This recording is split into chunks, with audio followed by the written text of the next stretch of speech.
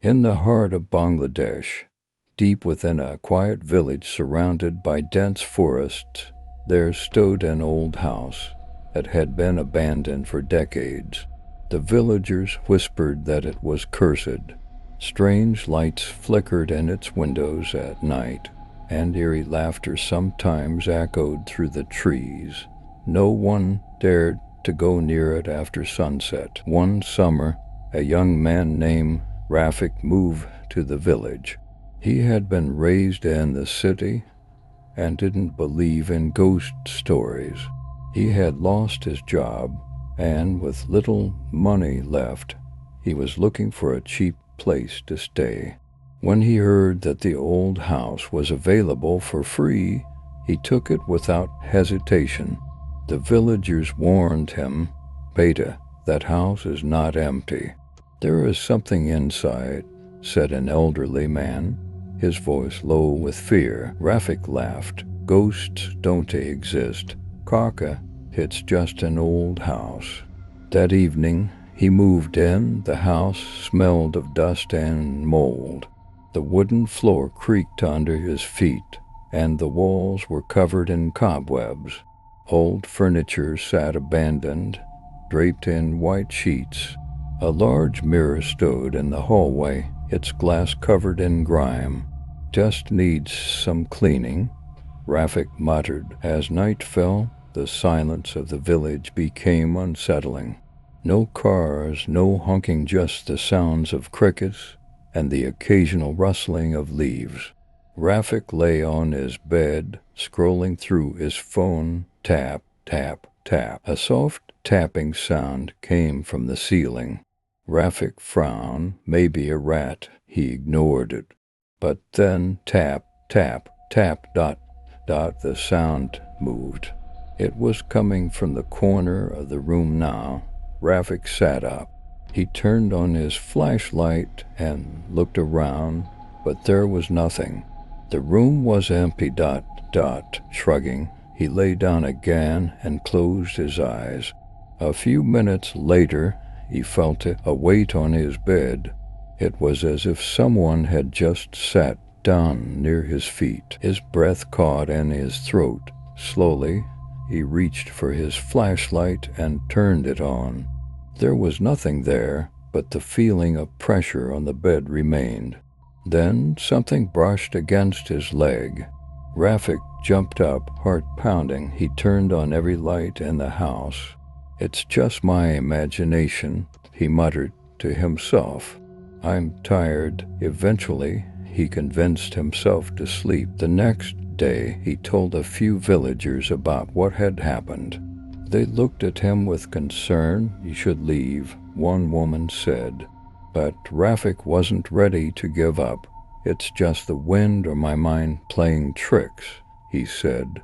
That night, he made sure to lock all the windows and doors. As he lay in bed, he kept his flashlight beside him. At exactly midnight, he heard it again. Tap, tap, tap. The sound was coming from the ceiling, but this time it wasn't soft. It was loud, deliberate, as if someone or something was walking on the roof. Rafik held his breath. The sound moved toward the window. Then, slowly, the window creaked open. On its own, his blood ran cold. He had locked it. He was sure of it.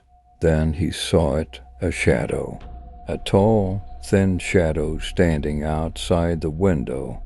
It had no face, just an empty, dark void. It didn't move. It just watched him. Rafik grabbed his phone, but the battery was dead. He couldn't move. He couldn't scream. And then the shadow stepped inside. The room turned ice cold. The door slammed shut on its own. And then it spoke, a low, whispery voice. "You shouldn't be here." That was enough for Rafik. He ran. He didn't stop to grab his things. He bolted out of the house and straight to the village, hanging on the first door he could find. The villagers took him in. An old woman gave him water.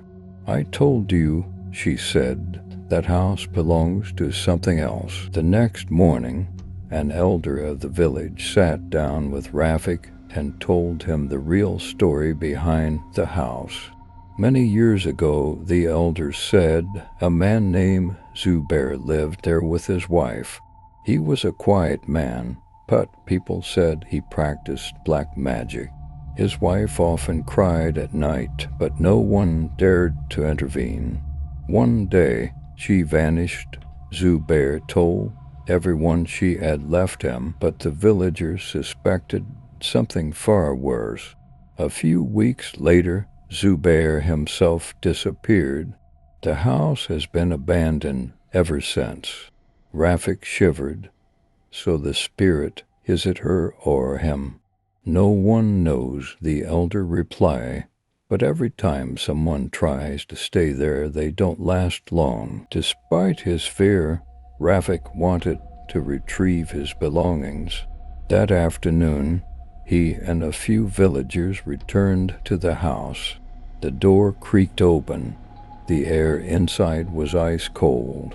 But something was wrong. His bed was gone. His clothes were gone. His bags were gone. It was as if he had never lived there. All that remained was a single note written in red letters on the wall. You left just in time. Rafik turned and ran. That same night he left the village and never looked back. To this day the house remains empty, and the villagers still say if you pass by at midnight, you can see the shadow standing at the window, waiting for its next guest.